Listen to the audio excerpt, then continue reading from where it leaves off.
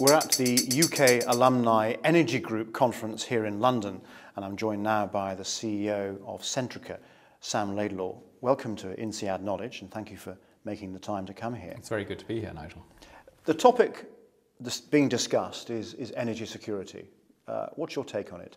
Are we doing the right thing? Is it a big problem? Is it a little problem? Are we overemphasizing it? Well, energy security is obviously a hugely hot topic globally. Countries obviously approach it very differently depending on whether they are energy exporters, whether they're importers. The United States, for whom energy security was a huge issue with the advent of shale gas, it's perhaps becoming less important.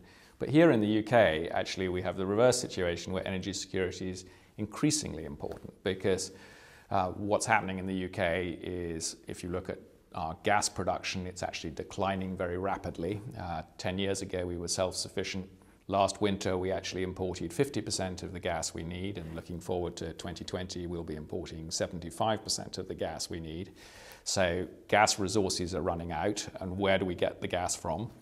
And then on power generation, the big question of old coal-fired stations having to be retired under the Large Combustion Plant Directive, the European directive, and also gas-fired stations being retired, old nuclear stations being retired. So a third of our power stations are actually going to be retired over the next 10 years. And what do we replace those with? Is it gas, which obviously increases the dependency on gas? Is it renewables, which is quite expensive but obviously helps in our carbon objectives? Or is it more nuclear, which is also expensive but again helps in the carbon objectives? So there are big issues both for governments and for the consumer. Well, what's your analysis then? What is the answer to that?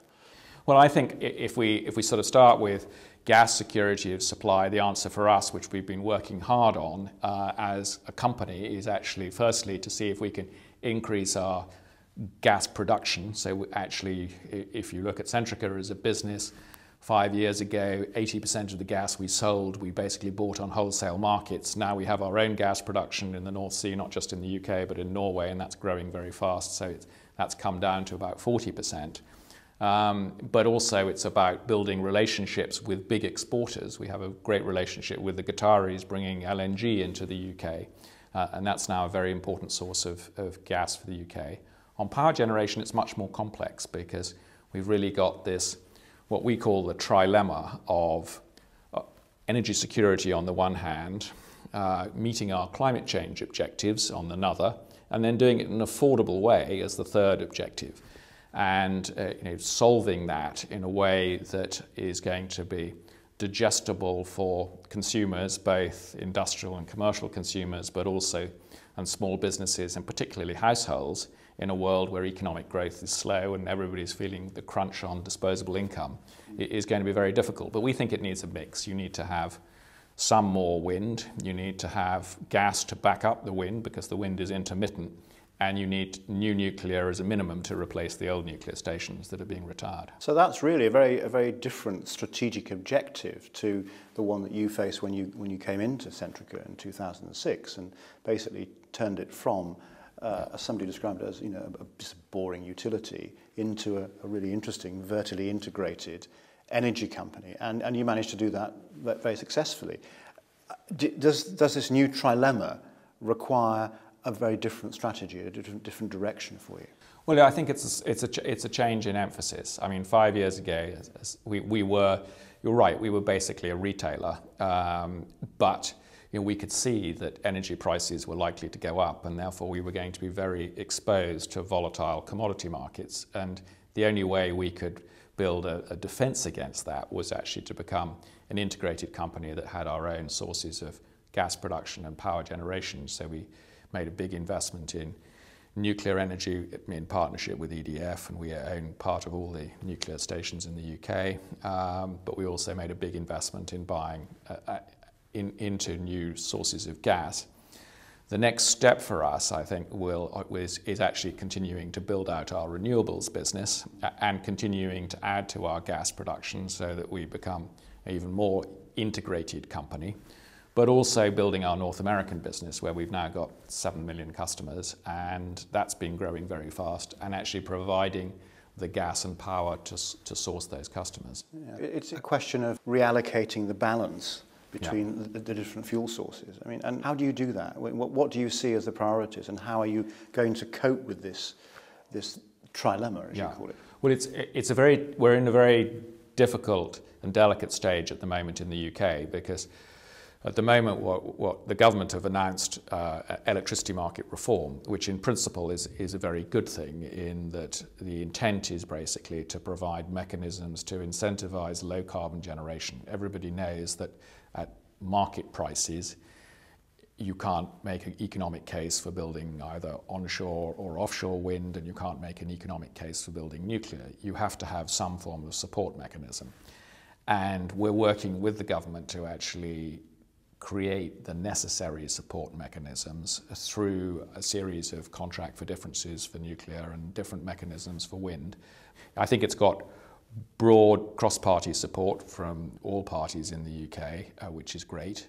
I think everybody is committed to nuclear despite Fukushima, which is very positive. Everybody's committed to renewables. But I think the exact mix, because they are more expensive than gas, which gives you a much quicker return and is much quicker to build in terms of generation, the exact mix, I think, has yet to be defined. And will it be defined by the regulator, by the government, or by the market? Well, effectively, the mechanisms we end up selecting will set the price, and the price will determine the mix. So, but also I think there are some companies that have a particular competence in one area, and that's where they will focus. EDF clearly have a strong competence in nuclear, and that's where they will focus. Other companies will focus on wind.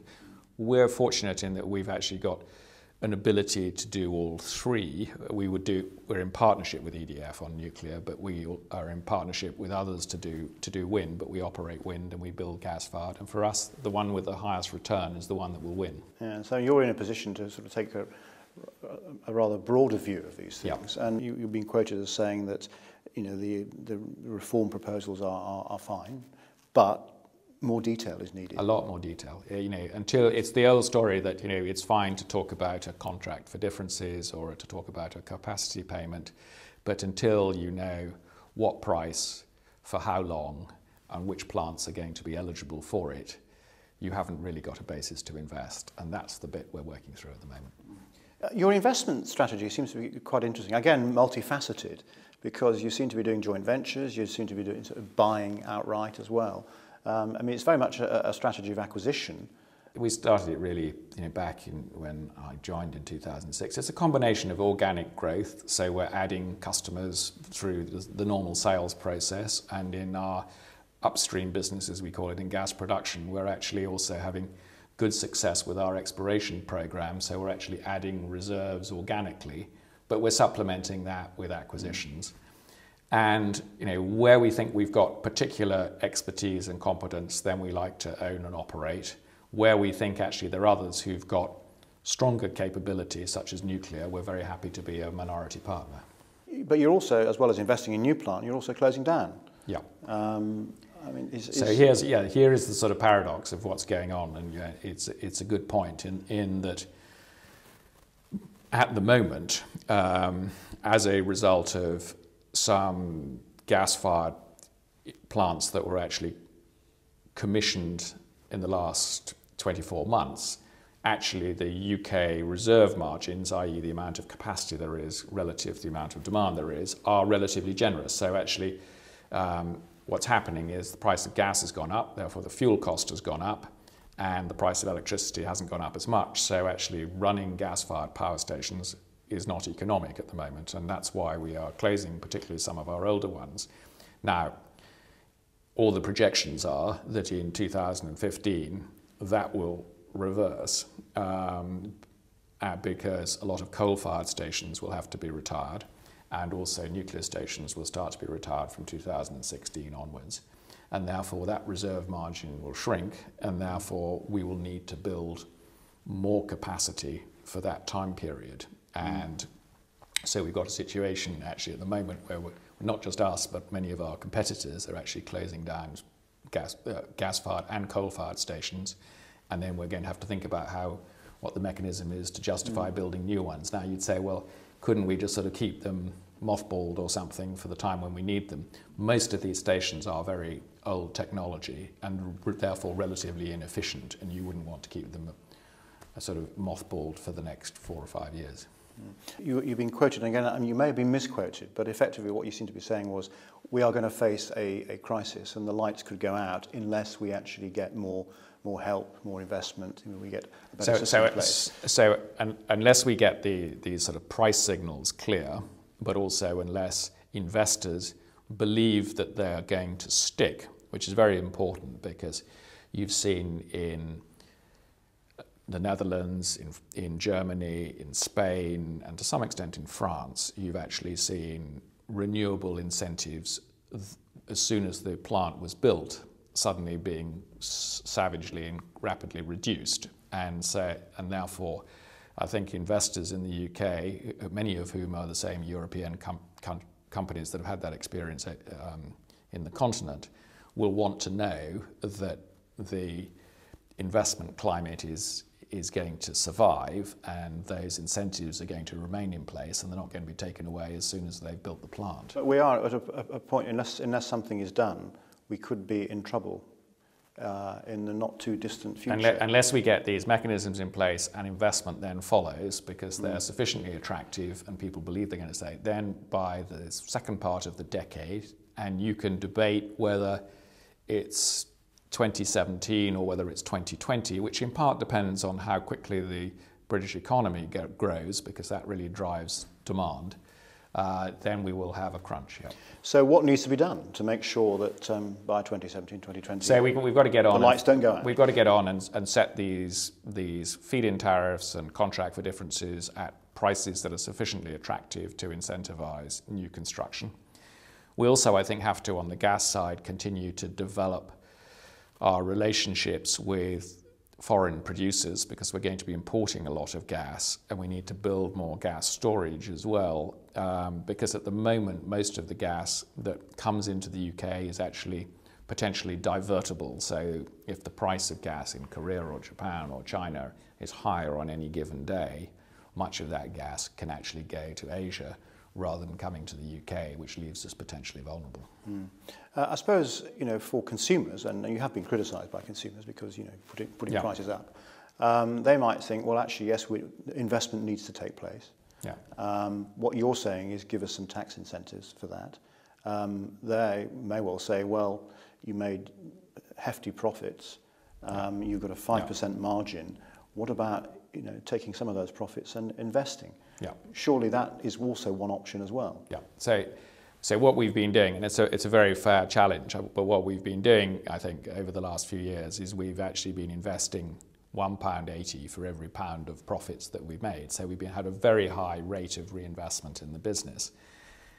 And if you look at actually what we're now doing to help consumers understand this is actually on our bill, on the front page of the British Gas bill, you will now see how much is the cost of the commodity, which is obviously something we have to pay based on where worldwide markets are. And last year with Fukushima and a big requirement of increased gas imports in Japan, the worldwide gas price went up sharply.